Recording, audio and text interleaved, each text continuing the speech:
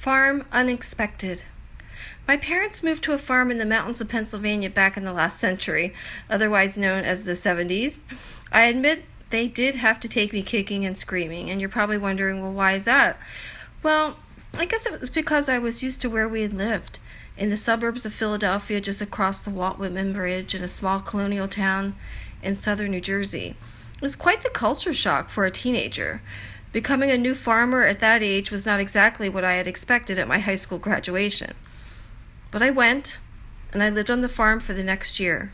And even though I moved back to the suburbs a short time later, my expectations of living on our farm were all wrong.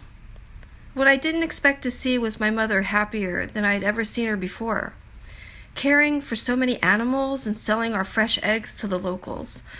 I didn't expect to see my father beaming with pride that he taught himself how to run a farm and how he turned a rundown property into a beautiful country home.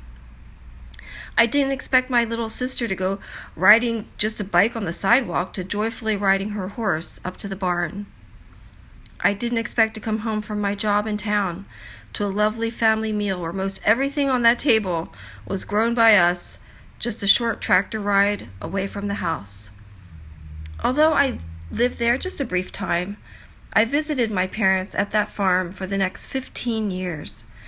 And when I realized how much I was expecting to dislike it there as a 19-year-old, I should have expected the wonderful blessing God gave me and my family for that amazing experience.